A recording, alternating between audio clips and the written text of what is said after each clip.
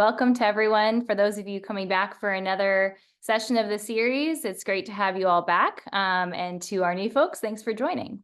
So I'll just get us kind of started off with a little context and background. First and foremost, a thank you to Sandra Susan Smith, Katie Naples Mitchell, and Brian Welch, all part of the Malcolm Weiner Center for Social Policy, without whom this would not be possible. So my gratitude to all three of you. I am your series moderator. This is my email address. Please feel free to take it down and send me any questions or follow-up if you want to keep in touch after the event. I am an ER physician and a current student at the Harvard Kennedy School, as well as still practicing in the emergency room. I've worked in the context of the criminal legal system for a number of years, and excited to bring on our panelists today to share a little bit about experiences and expertise. So this all started earlier this summer at the Harvard Radcliffe Institute, where we assembled a group of folks to come together and ask this central question: what are the 5 biggest problems that we need to solve to address inequity in healthcare provided to justice-involved patients? The efforts of this series have been to start to chip away at what we came up with as our proposed 5 ideas: narrative and issue framing, defining standards of clinical care, privatization and financing in this space, oversight, accountability, and transparency, inclusive of quality data metrics, and lastly, challenges to alternatives to incarceration. Today, of course, we're going to be delving a little bit into this idea of how to include quality data metrics. Some of our experts have worked in this field for a number of years. And critically important to this conversation, we're really going to try to incorporate this idea of narrative and issue framing and see how these two are actually very integrally and critically connected. So without further ado, let's go ahead and introduce our speakers. So first, Lauren Brinkley-Rubinstein is an associate professor at the Department of Population Health Sciences at Duke University School of Medicine. She is a national expert in examining how the criminal legal system impacts families, people, and communities. During the pandemic, she co-founded the COVID Prison Project, one of the only national data projects that tracks and analyzes COVID testing, cases, and deaths in prison systems across the country. She utilized the infrastructure that she created through the COVID Prison Project to recently launch the Third City Project, a Robert Wood Johnson Foundation-funded big data project that tracks and aggregates publicly available health and health policy data from carceral systems. And we'll dive a little bit into some of these resources throughout the seminar. Additionally, Dr. Brinkley-Rubinstein is the principal investigator of several National Institute of Health and Foundation grants focused on substance use, HIV prevention, and mortality. In 2019, she co-edited a special issue of the American Journal of Public Health that explored how mass incarceration is a socio-structural determinant of health, and was recently invited by the National Academy of Medicine to attend its annual Emerging Leaders Forum. Her work has been featured in the New York Times, the Wall Street Journal, ProPublica, CNN, Science Magazine, and other media outlets. Her work blends research and policy, which has recently culminated in providing expert consultation to Congress relevant to prison standards and data reporting. So welcome, Lauren. Our next speaker is Keri Blakinger.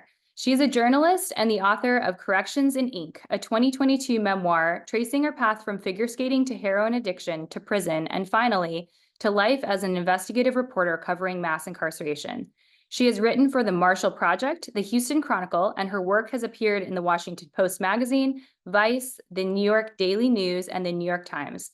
It is quite exceptional to note that Keri Blakinger was a finalist for the 2024 Pulitzer Prize for feature writing for her feature When Wizards and Orcs Came to Death Row, about men on death row in Texas who play clandestine games of Dungeons and Dragons, countering their extreme isolation with elaborate fantasy.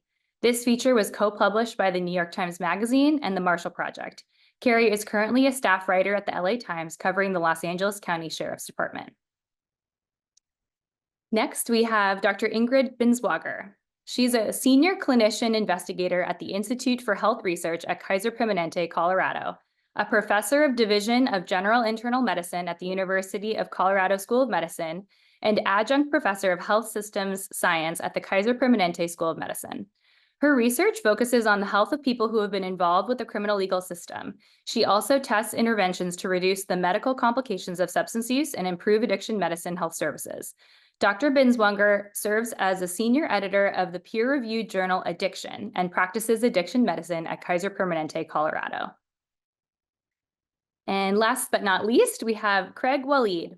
He's a doctor of education who joined Disability Rights North Carolina in May 2022 and serves as project manager for End Solidarity NC project, which is part of the National Unlock the Box campaign against solitary confinement. Craig is an educator, counselor, certified restorative practices group facilitator, author, and motivational speaker. He is dedicated to excellence in teaching, scholarship, and disrupting the community to prison pipeline. Craig's passion led him to work closely with students on several college campuses and participate in several community panels exploring carceral matters. He is devoted to education and motivating others to challenge and overcome many of life's impediments to live a rewarding life. His career journey has spanned from serving as a substance abuse counselor, developing and managing reentry initiatives for post-incarceration citizens, and teaching mental health counseling and communication courses at the college at Brockport State University of New York and Monroe Community College in Rochester, New York. Craig completed his doctoral studies in executive leadership from St. John Fisher College in Rochester, New York, and his autobiography, Prison to Promise, A Chronicle of Healing and Transformation, was published in August of 2022. So thank you all for being here. Let's jump right in. So as I mentioned, we're going to be kind of merging these two ideas of narrative and issue framing, as well as this idea of inclusivity of quality data metrics in order to try to tackle some of these major problems that we've identified in the space. To get us started, I wanted to frame some of the words that come to mind and have been written by some of our panelists and colleagues about what this system feels like: opaque, fractured, inconsistent. And my question, and perhaps Lauren, I may have you start us off, is how has the opaque, fractured, and inconsistent quality of criminal system health data affected, we'll start with Lauren, but I would love to hear from each of you about how it's affected your experiences and expertise. Thanks, Kara. And thanks for having me and all these great panelists.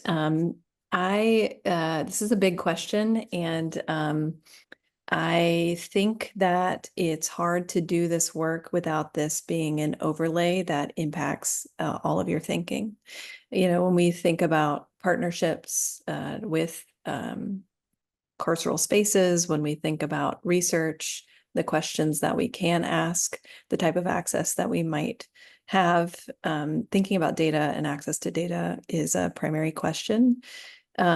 You know, in the work that I've done, we've had to get pretty creative about how to understand scope of impact of the criminal legal system on health. And we'll talk a little bit about Third City Project and some of the COVID work that we've done, but we had to rely on big data that no one had ever aggregated before, and that was the best we could do because there was no access to data. And so I would say that it diminishes our ability to understand what's happening behind bars, but it also forces us, unfortunately, to get pretty creative in the evidence that we're building. And I would say that it limits our ability to be impactful and to understand how best to work with these populations, these partners, and to provide solutions. And it really points to the fact that there needs to be better oversight, and that there really should be a move away from carceral spaces providing public health solutions, because they're not doing that. There's no accountability, there's no oversight. And I imagine that will be a theme of a lot of what we're talking about today, but it really shows the limitations of the work and the impact that you can have when you limit what you're doing just to jails and prisons. Absolutely. And thinking to your point of kind of how you creatively approach this area, Keri, I was hoping to kind of hear from you about how you've approached these qualities of the system that we're working with. Yeah, I mean, I think as a reporter, it's, you know, it's hard if you can't get data, or, you know, if data takes a year to get, because, you know, it's hard to write a story that's sort of based on vibes and, you know, subjective anecdotes. A lot of editors are kind of resistant to that when you can't, you know, quantify it, when you can't have a good like nut graph in that really sort of that really provides numbers to back up the voices that you're trying to amplify.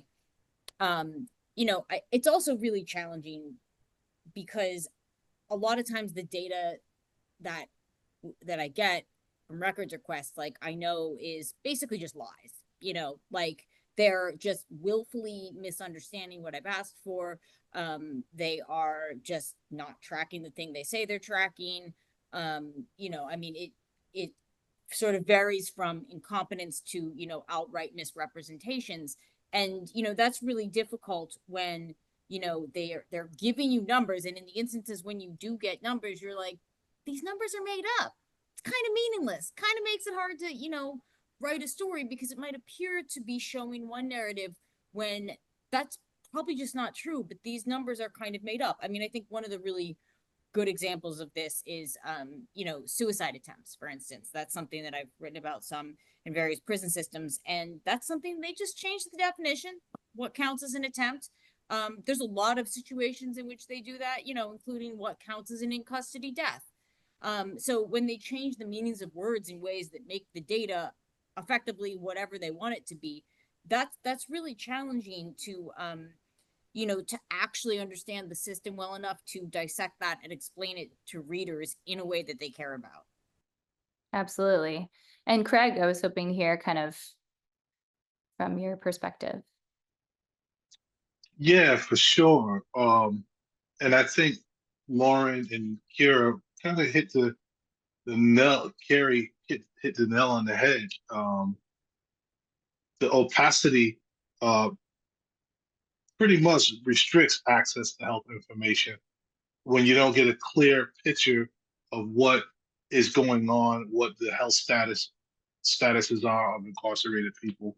It's difficult to, I guess, for lack of a better term, mount an attack, so to speak, you know, because you don't know what you're working with.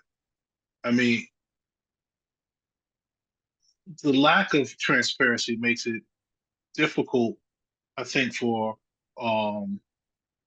makes it difficult to monitor the true state of people's health disparities within facilities. But also, I think that the opacity or opacity, however we pronounce it, also speaks to data manipulation. And again, you know, giving false numbers or giving inaccurate numbers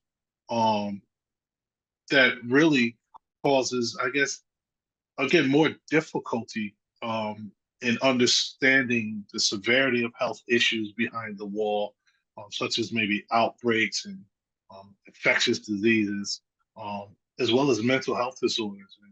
We saw how underreporting impacted the type of care that incarcerated people could get at the height of COVID. So, Yeah, absolutely.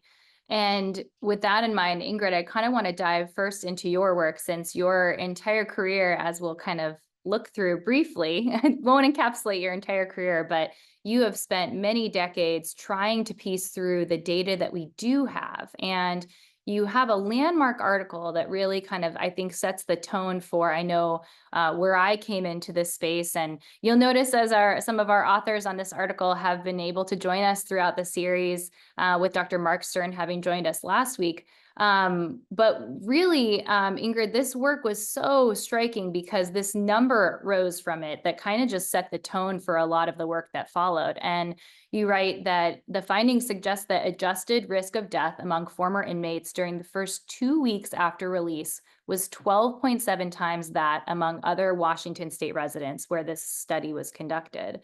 And when you were reflecting on some of your writings, you've noted that this research signaled the need for a collaboration and communication between health and justice systems to improve this continuity of care for a particularly vulnerable time.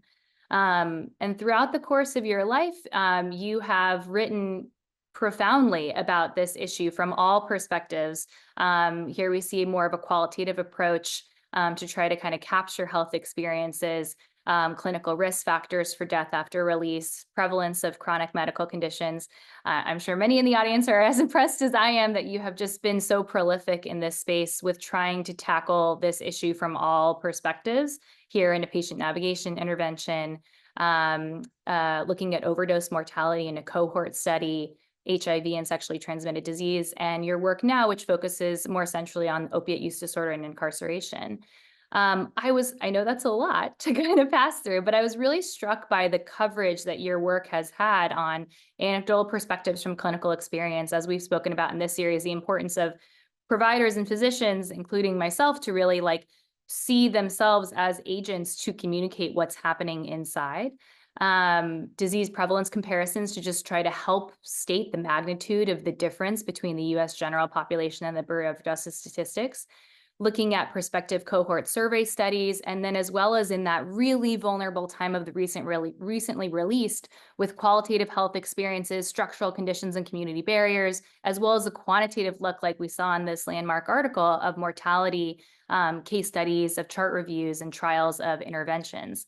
So that is an incredible capsule of work. And I wanted to just spend a little time talking to you about how data collection, communication, and collaboration has meaningful change since some of those landmark findings in 2007. And really, as you reflect on this magnitude of your career, how that's really shaped kind of your experiences and expertise. Okay.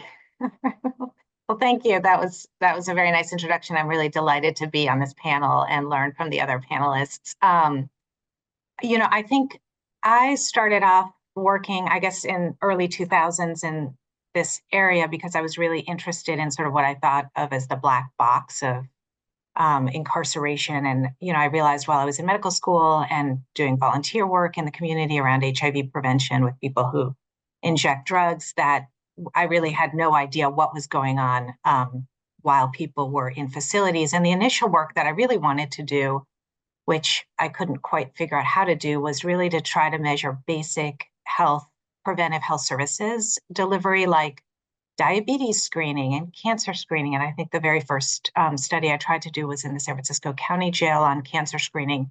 How are people getting everyday basic healthcare needs? And I think that's still a gap.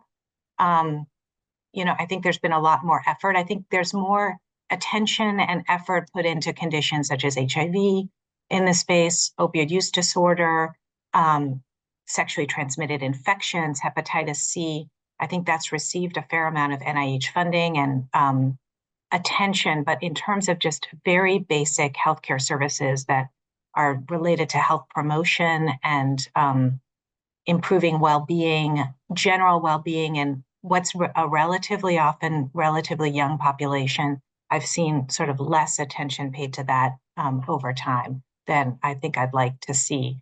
And I think we still don't have great quality measurement and metrics to try to, there's still sort of a lack of a coherent health surveillance infrastructure in order to figure out this over time. So I think that there's individual counties and states and jails where you can kind of access data that is occurring from services that are being delivered inside, but it's not necessarily coherent across the whole system. And it's a little bit idiosyncratic.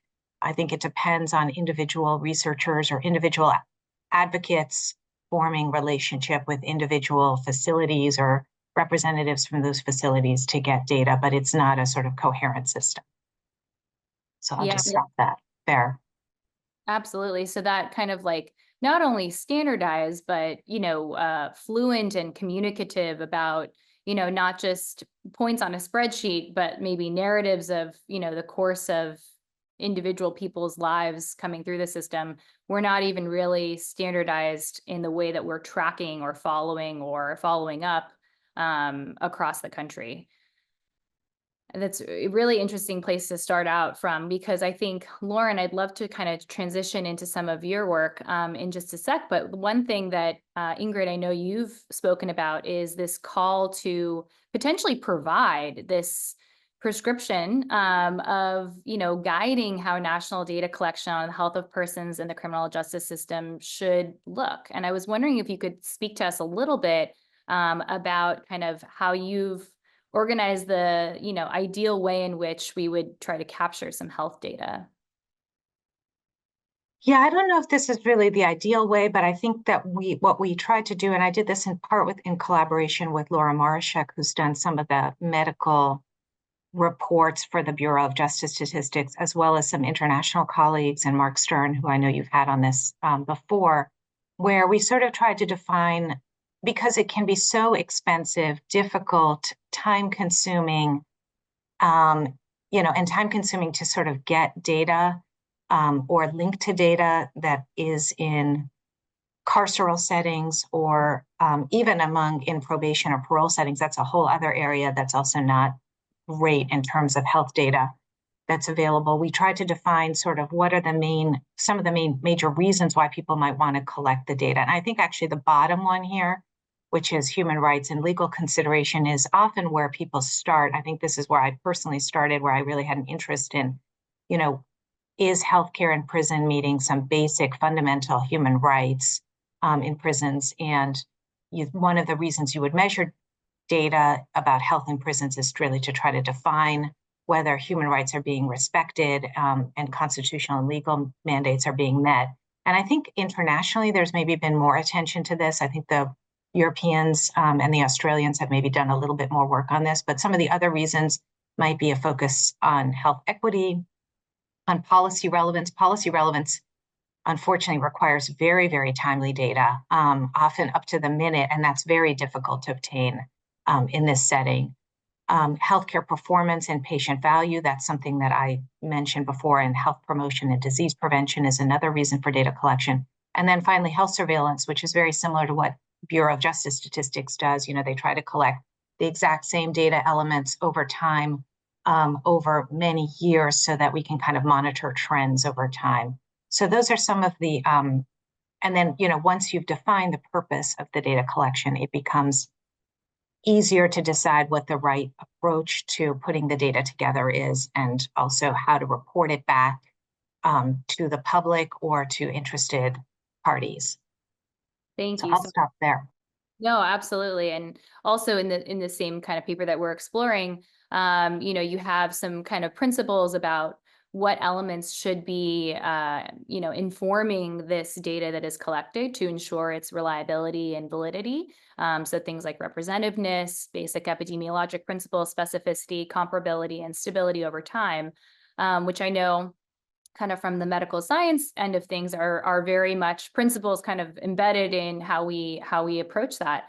But I do want to expand kind of the conversation, because I think, even if we were to get to the place where we can get this reliable data following these kind of systems and principles, I think that over our conversations, it's been very clear that we're missing that human element, that really, centering the humanity of this experience throughout. And I kind of wanted to transition as well into some of this, work that, Lauren, you've been involved in a particular point in time in which accessing data behind the walls and actually trying to match up numbers to people, experiences, and transitioning into the media became very apparent during the pandemic. And you also recently published a little bit about how prison hospital data is omitted from federal data sets and kind of this dearth of information.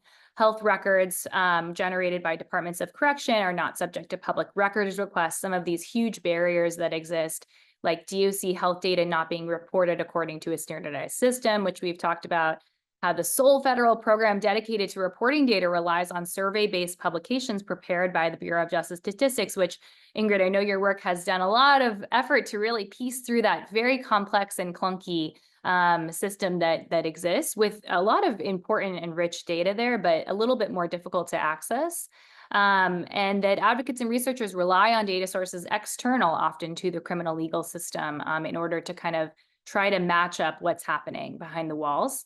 And you wrote a little bit about maybe something hopeful with the Healthcare Cost and Utilization Project, or HCUP, which is a way that could provide data on hospitalization events among 4,500 hospitals in a voluntary partnership, and that could help kind of translate this, what's happening inside and how does it end up on the, steps of the hospital. And that educating carceral administrators and providers on the benefits of potential collaboration with this type of project database may be one place to increase data transparency. And I know that that's kind of partially stemming from your work in the Third City Project. to shine light of health data behind the walls, advocate for transparency and ethical healthcare policies grounded in science. As part of the COVID prison project, and some of your research has been about, really releasing what that publicly available data has told us about cases and testing in 53 different prison systems, especially during COVID. So I just wanted to hear a little bit from you about your response to kind of what that public act of data transparency felt like. And in your writing about where the direction could go, does it feel hopeful to maybe start to press for more alignment for justice systems to really kind of sign on to things like the hospital database? Yeah, thanks for that. I mean, I'll give a caveat that I am notably and well known to be the least optimistic person in the world.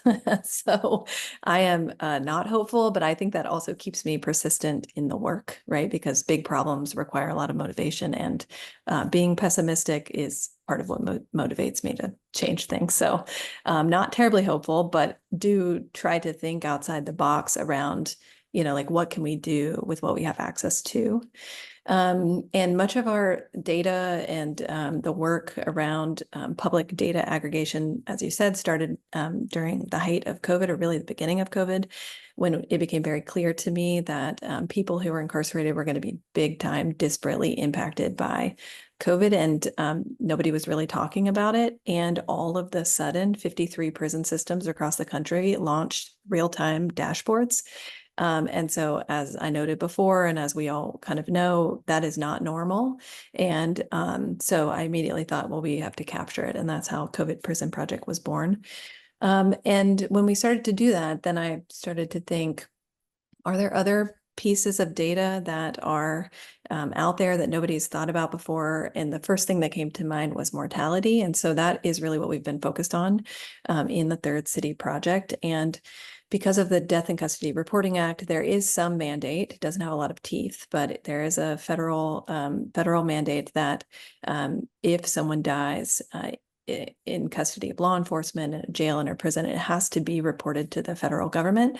So I thought, well, we know that that data is going up to the feds somehow, but I wonder to what degree this data might be available publicly. So then we set out to really look at press releases, and we found that 34 states, this number is changing all the time as people take away things or introduce new press releases, but about 34 states do give us some information on some deaths. And so we started going out weekly and grabbing that. And we've been doing that for the last couple of years, trying to make sense of what states are giving us what, and how complete is it. We have a paper that came out earlier this year that grades systems according to quality of data, which is really informed by the 10 items that are required by the Death in Custody Reporting Act. So when you send it to the feds, what do you need to tell them? And then also they're supposed to send it to the feds quarterly. And so we then grade on timeliness. And as you might imagine, most states we have a paper and actually a commentary in the appeal that shows that even when they send it to the feds, all states really are breaking the law and not giving what they should be giving. And the same thing is happening essentially when they give us information publicly. And so what we found is that we are able to understand something from these press releases, but it is deeply flawed, and it is definitely not complete. And so it has big time limitations. And so part of that, so that's not my optimism, but it's something. And I do feel like we have been able to highlight how little information, how unstandardized the data are, and really get a sense of what the data include and the ways in which the limitations are kind of the same across states. And so we're able to have a more standardized understanding of the problems that are plaguing all of the data across the country. Yeah, so albeit the data itself may not always be standardized, the way that we're starting to be able to interpret this large, vast amount of data, we can start to kind of digest, standardize, and hopefully like disseminate among colleagues and, multidisciplinary fields to really try to tack away at what's happening. I mean, it's a huge project and incredibly impressive.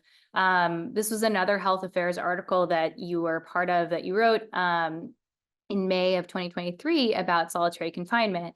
And Craig, I know we're going to kind of transition into hearing a little bit from your work in this field as well. But one really striking finding in this article was that between the beginning of the pandemic and its height in 2020, the use of solitary confinement increased by an estimated 500% in response to the rapid spread of COVID-19 in facilities, and that public health guidance against the use as disease control was largely ignored.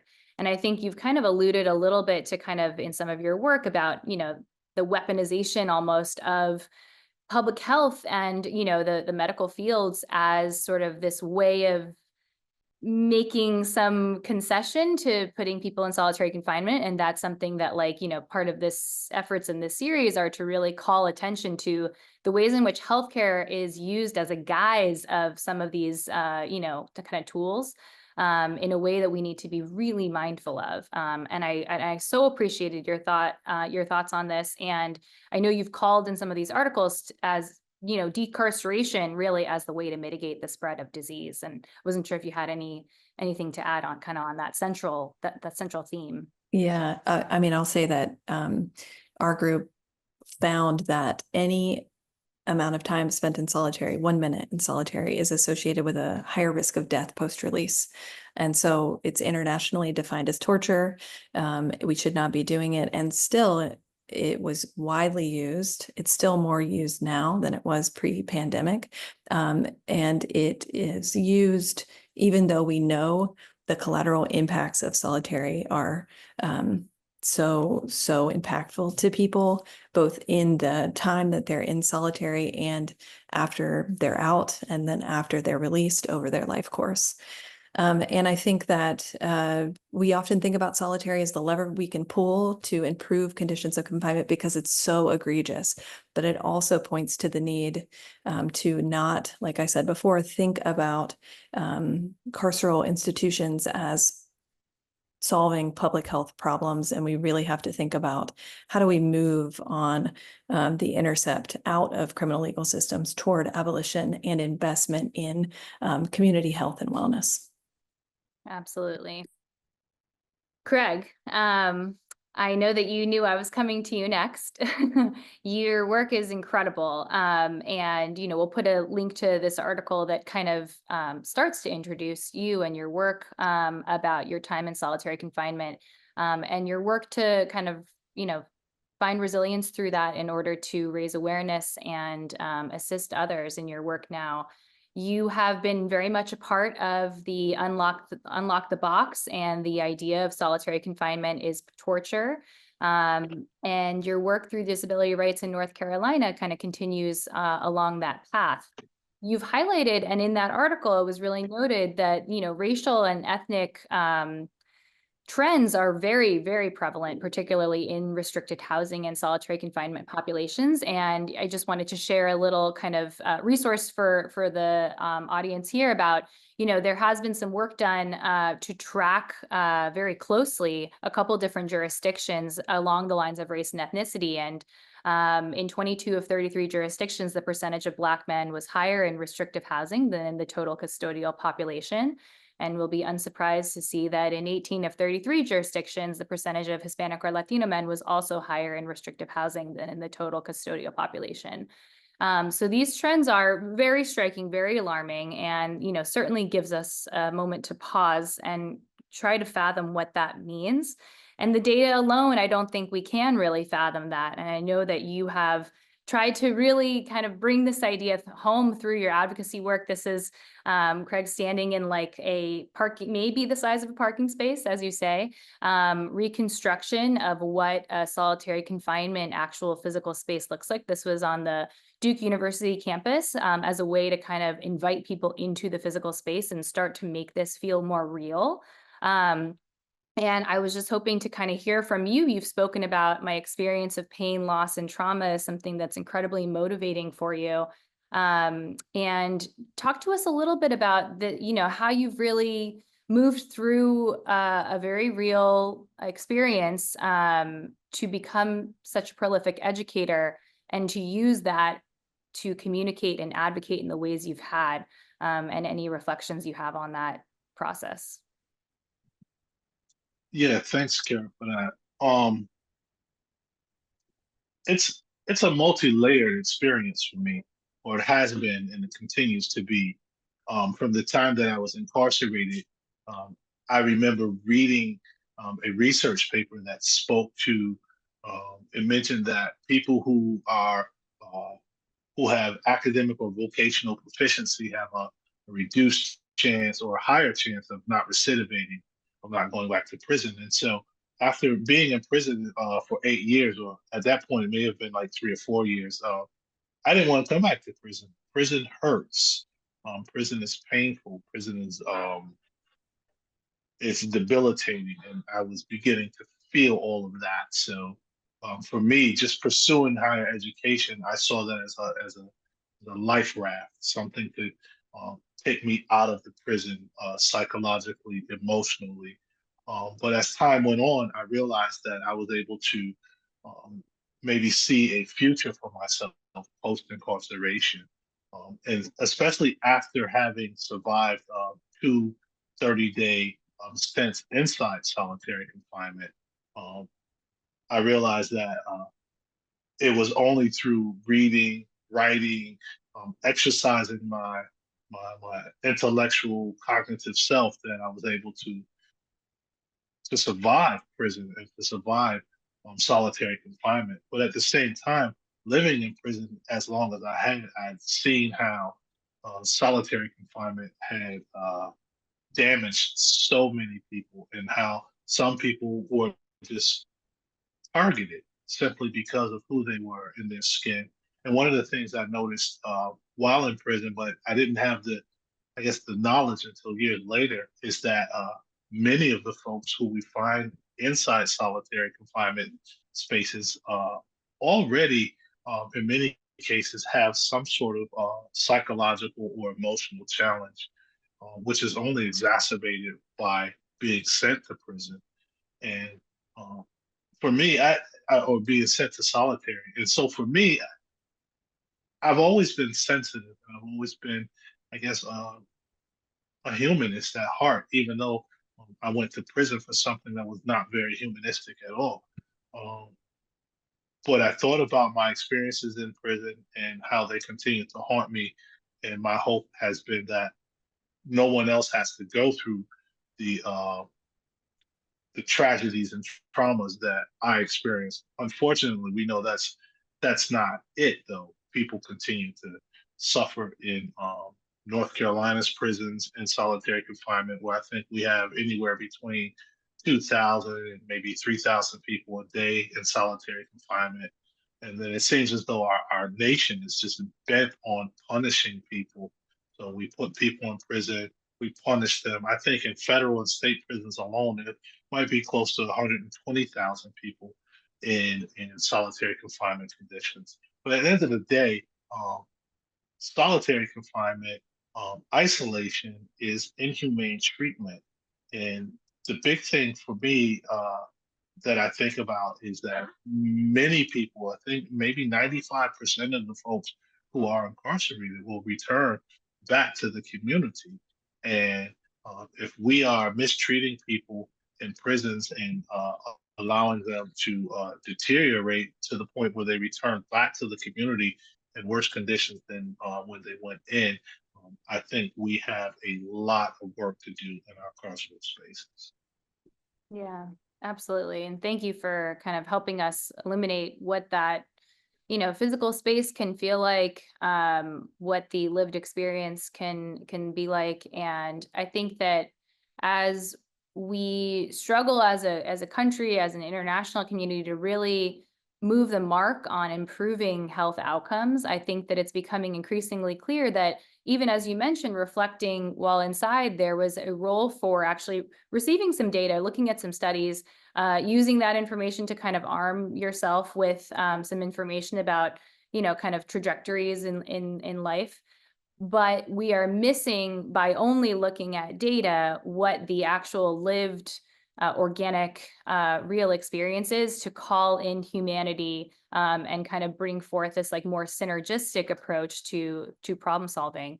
And I think it's such a beautiful point to reflect on resilience. And Keri, you know, to speak of resilience is to kind of call into your work, which has focused so beautifully on the human value, the human stories. And I wanted to kind of just start out with a quote that I'm really struck by in your work, that you, in your article, your Pulitzer Prize finalist article, I'm feeling particularly proud of that because I know there's a few of us here that are big D&D fans. But countering extreme isolation with elaborate fantasy, and just this really bold and incredible approach to tackling one of the most severe and significant situations that a human can be confronted with on death row, with this idea of calling in fantasy and imagination. I think it's so beautiful. So we have to give a big shout out to your work in this space. And this, of course, is Keri's article, which everyone should be required to read and take a look at. When Wizards and Orcs came to death row. And of course, beyond this, Keri, you have written prolifically about the LA County jail system, you know, very, very challenging topics regarding, you know, the oversight capacity of the LA jail system.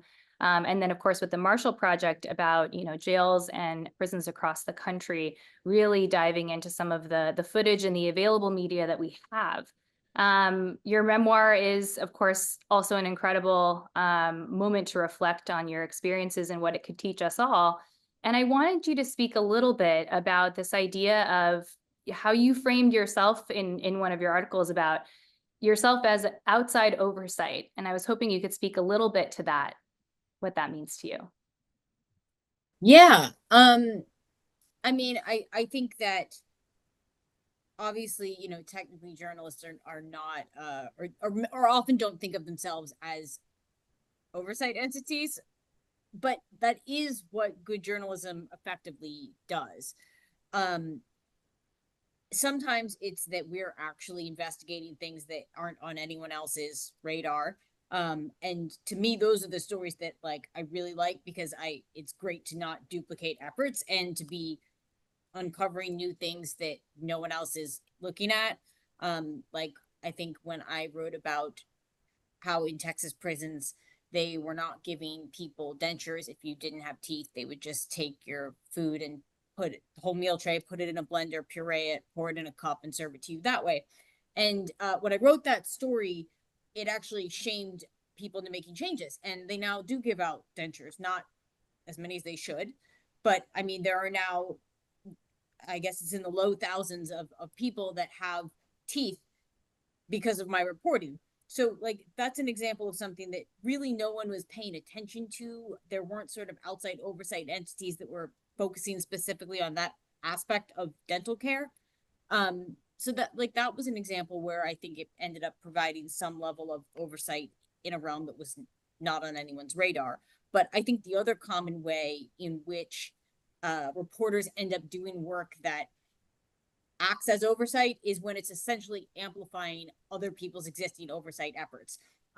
For instance, recently in the LA jails, there were some oversight inspectors that went in to do their normal inspection, and they saw a noose hanging in a cell, and the guy was like in the shower, so he wasn't actively at that moment trying to kill himself, but that was what he was, you know, that's why he was there, that's what he was trying to do. And they went and talked to him, and he said he was suicidal. They watched a guard walk by, see the noose, not take it down, just leave it there. And then they asked, like, hey, can somebody take it down? And the guards were like, oh, just a minute, we're busy. And the 8 of them were sitting around watching TV. They do the rest of their inspection, come back, and come to realize that the guards are sitting there watching porn. Okay, they put that in an oversight report, and it didn't really, you know, it didn't really have any impact at that moment. Like, I think the Board of Supervisors can choose to ignore something buried in a report that isn't on the front page of the paper, you know? But then I wrote about it, and they brought it up in the next Board of Supervisors meeting, and, you know, had some motions around it. So I think one of the very valuable things that reporters can do is just amplify existing oversight work and put it in a place where other officials don't really have the option to ignore it anymore. Yeah, absolutely. And I think that, is that, I was going to ask this question next, but I'm wondering if that is the kind of part of the answer is what would feel like a meaningful application of your experiences. You've clearly chosen to kind of write in spaces of darkness. And I think, Ingrid, you referenced this kind of like dearth of data and information. It was sort of an unknown box that we needed to unpack. Keri, what would feel like kind of a impactful application of your experiences? I mean, for me, for me, like I like to write stories that have impact. I think that's the thing that I want out of journalism. That's not why everyone gets into journalism, but for me, that's what I look for, whether that's, getting people teeth or, writing a story that forces them to buy more winter clothes. That's sort of one of the key things I think about when I'm figuring out what a story looks like. I mean, I think the other thing that I hear a lot, but I don't do as intentionally, it just sort of happens, is I know that there's a lot of people that read my work and find that it, humanizes prisoners. I kind of don't like that word, as if they weren't already human, but I mean, we all understand the way in which what that word is supposed to mean, how it's used. So I find that a lot of people say that this shows them another side of incarcerated people. And I think the Dungeons and Dragons story is a really good example of that. So that's sort of the, I don't know, in some ways less tangible application of my experiences and work. Absolutely, yeah. And I think that, in reflecting on kind of how we bring these worlds together of, let's say, data and narrative, I think oftentimes they get separated, and particularly, being in the medical field, I think are, not to speak for every physician, but we, rely on evidence-based data, categorically. That's kind of the currency in which our field thinks, operates, and follows rules and regulations. But I think in trying to move the mark on something so complex, data alone just is not enough. And I think that, just as in medicine, we provide patient cases in order to learn, I think that there is a narrative element that hits home in a much deeper and significant level that makes the data feel more real. Earlier in the series, we spoke to some folks from the Prison Policy Initiative, and oftentimes the data, and it was noted by Emily Widra on kind of week one, that, oh, this data seems so outdated. It's from 2016. And her point was not much has changed. If anything, it's gotten worse. So by focusing so only aggressively on getting more numbers, data, statistics, spreadsheets out there, we don't know that that's really going to move the mark. It's probably going to confirm much of what we already know. So how do we move the mark, and how do we bring these two together? And so I'm going to kind of wrap up a little bit and then transition to Q&A with our audience. But I just wanted to lastly reflect on this idea, this kind of split between data and narrative, and ask you guys about some thoughts that you might have on trying to, do some issue framing work on data as narrative, and thinking about narrative data as a direction that may be a way to kind of marry these disparate kind of topics that are often at times kept in, spreadsheet versus article, but really to try to really bring those two together. And my question is really about, what are your thoughts on like kind of using community voices, human experiences with standardized and quality metrics and the call for those in an effort to improve carceral health disparities? Do we just focus on data and narrative separately, or what could we do to potentially elevate an idea of more narrative approaches to data? And maybe Ingrid, I'll start off by just kind of getting your initial thoughts on this. Oh, I love this topic. Yeah, no, I think they have to go together. I'm a terrible storyteller, and so I like live in the data world, but I really love hearing the stories of patients and people who've experienced incarceration and can share what they've experienced and what they're currently experiencing. So, and I think it enriches the data, and it also leads to new data question. I don't know how to marry them in terms of presentation. I do think that there's there's some constraints on academic publishing, which is why I love the idea of journalism as a way to share this. There's constraints on sort of, I think I've already sort of alluded to, there's constraints on funding. And then, so yeah, I guess I don't have an answer, but I really like the idea of trying to bring those things together. Absolutely. And Craig, maybe I'll get your reaction to this idea. Yeah, thanks again, Keri, for asking. What I was thinking about were definitely bringing in the experiences, the lived experiences of people who've been impacted by the carceral system, not just researchers or people who are working there. Though I think that the perspectives of people who are working in the trenches with incarcerated people would help as well. But I'm thinking more about, say, maybe utilizing, say, like mixed methods research. I think that always would help, as well as maybe participatory action research, where we're bringing in the incarcerated people as well as their advocates or their family members to, to help ensure that, I guess, the right data is collected. So I think that those two things would really help, the mixed methods and the action research.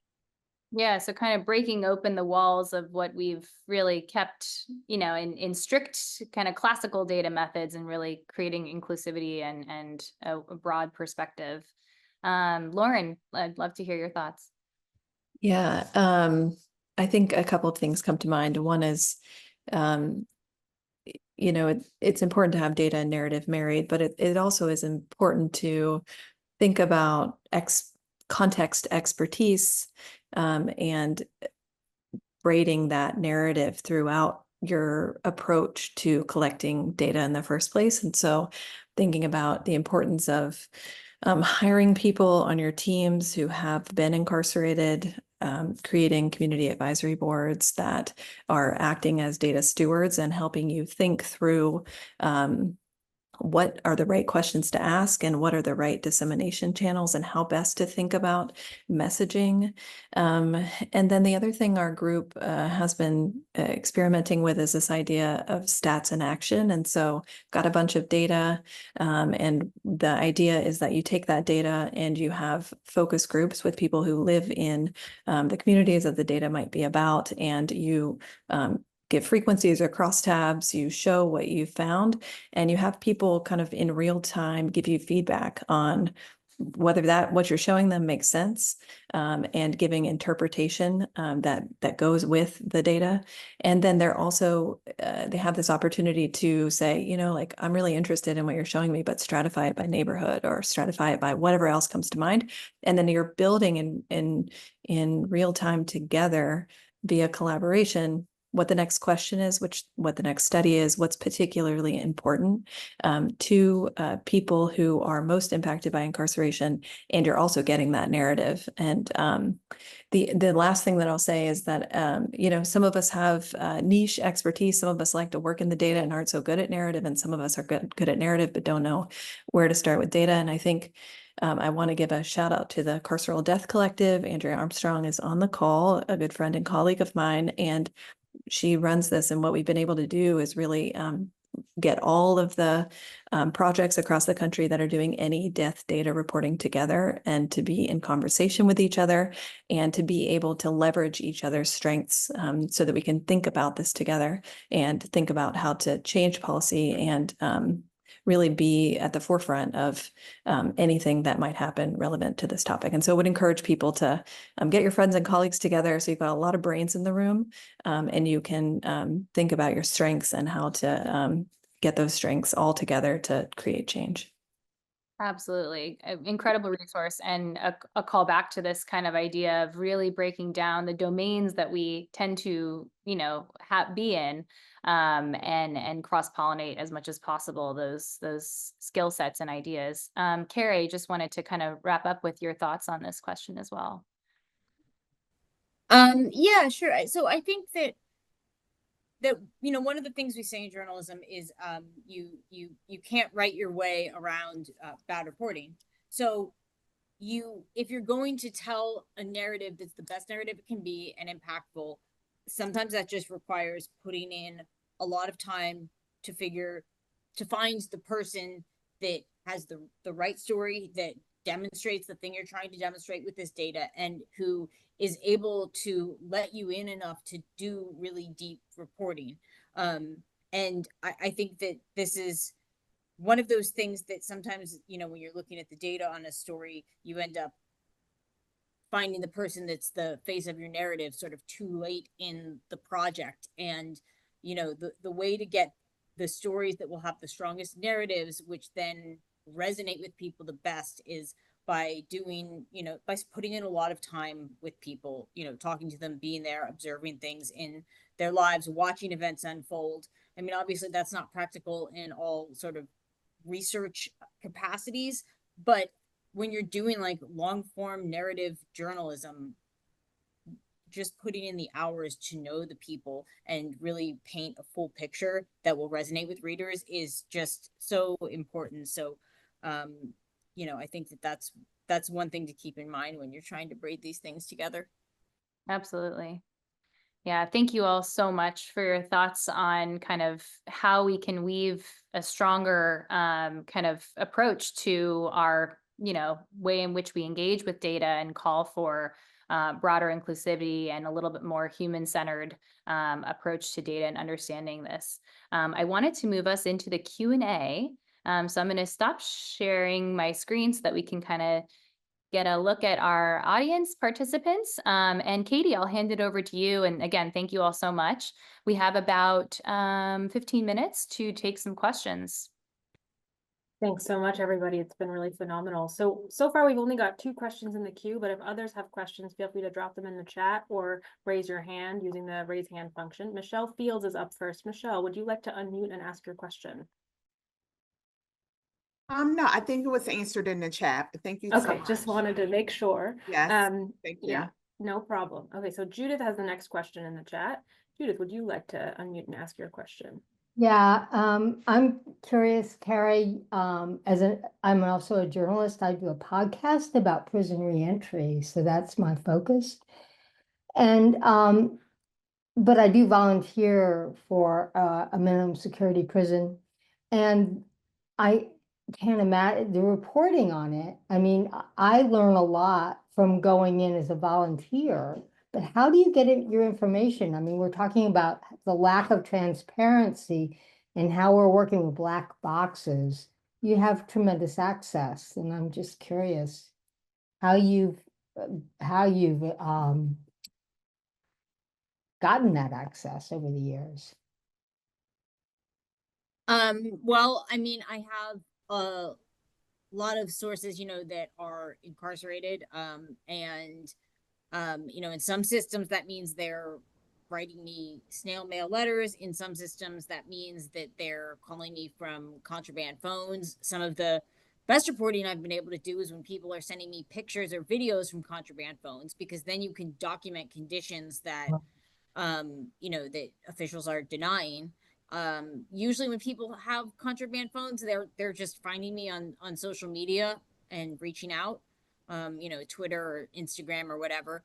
And, I put in a lot of Public Records Act requests, and then some things come out in lawsuits. So I check PACER a lot. And, I usually reach out to, staff unions. There's also there's a lot of deputies that sue the sheriff's department. I mean, there's a lot of staff that sue any state agency or county agency they're working for. So those are usually disgruntled employees who know things and will tell you about them. Okay, that's very helpful. Yeah. Thank you. And what about cards? I'm just curious, what about guards? Have you had any success with guards? Getting information from guards? Yes, but that's what I was saying in terms of lawsuits. If you have guards that are suing over like employment discrimination or saying that they've been wrongfully disciplined or Okay, fired or whatever, then those are the ones that are most likely to be disgruntled enough to talk to you. right, got it. I think Ellie has the next question in the chat. Ellie, would you like to unmute and ask your question? Sure, yeah. So I actually work for a state agency that handles some of the DICRA data for our state. And looking at some of the report that you had published, Dr. Brinkley-Rubinstein, and also just in my own experience at work, we're not doing a great job with that data. And I would really like to see things go better, but I am pretty new to this job and feeling, I like these systems are pretty opaque even when you work inside them. And so I am wondering if anyone has advice for how to be an effective advocate within a workplace that handles some of this data. Yeah, thanks for that, Ellie. In that article that I just linked everybody to, in one of the ways that we recommended trying to have DCRA have more teeth is that we have financial penalties that are related to non-compliance.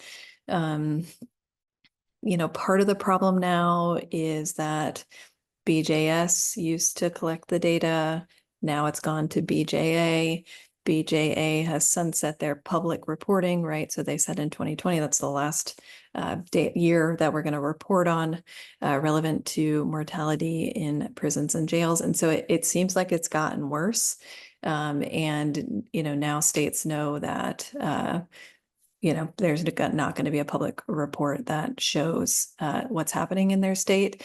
And our group and other members of the Carceral Death Collective have tried to talk to BJA about access to that data. And we asked them if they even had a format, a way for us to request the data. And they said, no, you have to FOIA us. So things don't seem to be getting better. I think one solution could be that, I'm always curious why there's a separate death reporting mechanism for this type of mortality data. Why isn't it handled by a public health agency that could provide structure and infrastructure that jails and prisons might need to upload the data to create that process in a way that would facilitate. So, right, like, why doesn't the CDC take care of this? And so I think there's some thinking that could happen at the federal level that would make it better. But I think we've got a long way to go. Thank you. I think our next question in the queue is John with the hand up. John, would you like to unmute and ask your question? Yes, I would. Thank you. I'm not sure how much of a question, I'm trying to form a question out of it, but some of the things that during this conversation, I'm formerly incarcerated. I'm in Arizona. I run an organization that's about transparency and accountability of our Department of Corrections. Obviously, we've just had the class action lawsuit, and our healthcare is about to go into receivership with the district court. So we've got all the problems that have been discussed here and have had them for years when I was incarcerated and post my incarceration. But some of the things that I didn't hear, or I didn't hear enough focus on, is two elements, at least from my ears, which is the Prison Litigation Reform Act and the implementation of that, and how the forced use of the administrative remedies and grievances has become such a system of acrimony as opposed to trying to resolve problems, and how that's impacted this relative to medical attention. And the other thing is privatization. So privatization in terms of privatization of contractors, healthcare contractors, but also privatization in terms of private prisons. So I don't know, 10-15% of our population of state prisons is in private prisons here, and they are further obfuscated and set aside and have special cutouts for them on public information. And so are those things also being factored in, and how much are those things implicating these issues? Would anyone in particular like to start? I will admit, John, that we don't have a panel of of people who are legal minded in the same way that maybe you are, although not to discount their expertise, they all have really relevant expertise, but I think you might get a really different set of answers if you had a team of prison lawyers on this panel. But I think we can certainly, I can start by just saying that certainly the Prison Litigation Reform Act affects how these kinds of grievances come to light, and the fact that people have to exhaust their administrative remedies, and that there are these really significant barriers to people kind of getting their individual medical grievances heard, obviously affects things for unique humans and also for the system writ large, right? And the kind of receivership issue that you're talking about in Arizona is really critical for us in understanding what kinds of interventions can happen, and then what that looks like. That kind of monitoring from a federal court, right, requires kind of periodic reporting about how the Department of Corrections administration will make those changes, but it doesn't necessarily, like, litigation remedies can be limited, let's say, in terms of what kind of affirmative systemic changes happen within a prison system, within a police force, right? Those kinds of things. I don't want to take up too much space. I'm happy to pivot if one of the other panelists wants to offer any commentary on this. Opening the floor. I'll also just offer that, John, we'd love to have you back on the last session, which, well, all the sessions, but particularly we'll have David Fothey on, who is works with the ACLU and is very invested in kind of exploring this topic particularly. So kind of just a callback. We will be kind of continuing to dive in and out of litigation throughout the course of the series, but I'll hand it over to our panelists if there's any other thoughts. I'm going to also shout her out in the chat because I think she's reaching out too, which is that Elizabeth Matos. Liz Matos is a former executive director here in Massachusetts of our Prisoners Legal Services organization, and might have other ideas and answers to your question. Outstanding. Thank you. Yeah, happy to chat offline, John. I can put my email address in the chat. I'm putting mine there too. Thank you. Terrific. Thank you, Liz. So I think we have another question coming up from Melissa. It's sort of a question / comment. Melissa, would you like to unmute and ask your question? Uh-oh. Yeah, you're here. We can hear you. I don't know why my video is not working. Sorry about that. I've had some tech issues, but this was an amazing conversation. I just want to thank you all for the work that you're doing and being willing to share it. I'm sorry, distracted by my video issue here. I'm wondering if you could talk about programs that support people who are currently incarcerated in both gathering data and being able to synthesize that data and sharing it.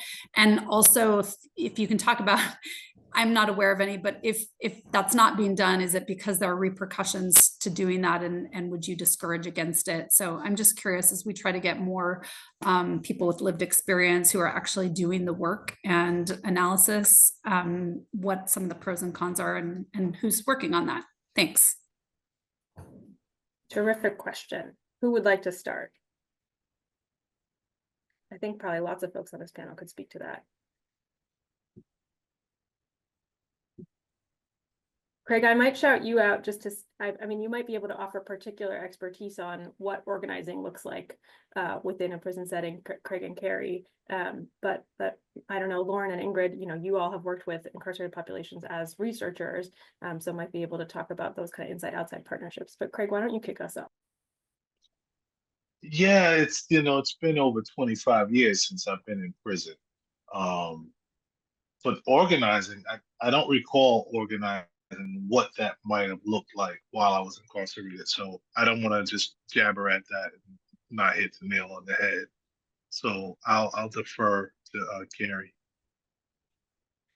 I guess I'm not sure what organizing would look like in the context of data. It's kind of hard for people who are incarcerated to collect data themselves.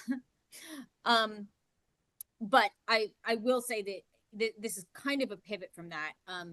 Although I guess it kind of relates to litigation issues as well, because everyone has to file grievances to exhaust their administrative remedies. One of the things that incarcerated people can do that is very helpful for data collection and for a lot of other things, is when they file the grievances and they get responses, prison officials will say shit like off the chain shit in their responses to grievances because they don't think anyone else is ever reading them, you know? So I have gotten sent copies of grievances that say some extremely offensive things and like saying the quiet part out loud, the stuff you've always suspected, but you would never get a spokesman to say.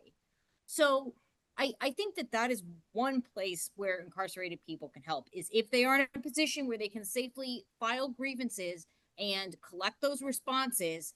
You can get some really good things like documented with staff signatures on the record, especially like the way the Federal Bureau of Prisons grievance system works, and they have all these levels. So you can get the staff to say horrible things at like each level. So, I mean, I think that's one thing that incarcerated people can do, but also, you know, in a lot of systems,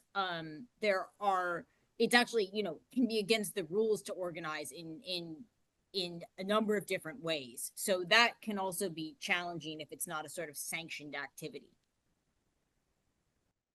Yeah, and Melissa, I can offer that, you know, my work here, similar organization as I know we referenced with Elizabeth Matos, but it is really important to have some kind of partnership as well with an outside advocacy group that can maybe press on some of those levers to petition for medical record requests and help someone who's inside complete the appropriate paperwork that they would need to do to allow for advocates to take a look at what's going on and help evaluate and make sense of things.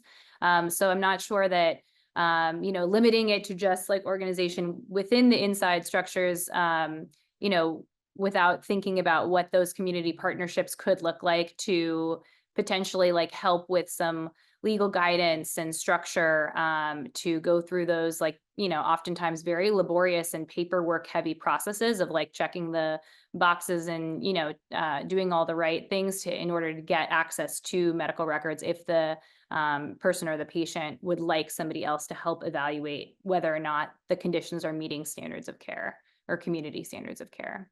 So I would say alignment with your local resources is critical, especially if it brings forth that, like, you know, policy and legal and medical expertise. Yeah, I think this came up in the chat and I shared a resource, but there is one example here locally in Massachusetts, the Deeper Than Water Coalition, which one of our final speakers this semester, Christine Mitchell, has worked closely with them as an outside organizer, but it's led by incarcerated organizers at great personal risk, to Keri's point, who often have been kind of sanctioned and received disciplinary tickets in response to their kind of political work. And some of this has been in particular about medical neglect, and people have documented their personal stories in letters and kind of then those get published on an outside website and use that as efforts to do systems change work, but also to do individual advocacy for people getting the care that they need. So that's, again, just one example. And I'm sure there are other ways to think about that, but I think that's maybe responsive to your point, Melissa. And I know that Kathy also mentioned in the chat, folks at MCI Norfolk doing that, and I think that's the org, that's the container that's doing that work. We are unfortunately out of time for this evening, but so grateful to all of our panelists for your tremendous expertise and for the really multidisciplinary kind of perspectives that you've offered today. So thank you so much for doing this. Kara, I don't know if you want to offer any final concluding words. I'm incredibly grateful, and I think like I'm feeling the wave of the courage and resilience that everybody on this panel has had to muster in each of your respective fields to approach this topic at a time and a place and in a way that was not easy. So I think for everybody, I'm very grateful for all that you've shown us through your work and the amount of ways that we can continue to collaborate and kind of tackle this together is motivating. So thank you so much for your time. Thank you for having me. Yeah, we'll see you all at the next session, which will be in November. I believe it is, correct me, Katie, I think it's November 20th. That's right. All right. Thank you so much. Thank you all. Take good care.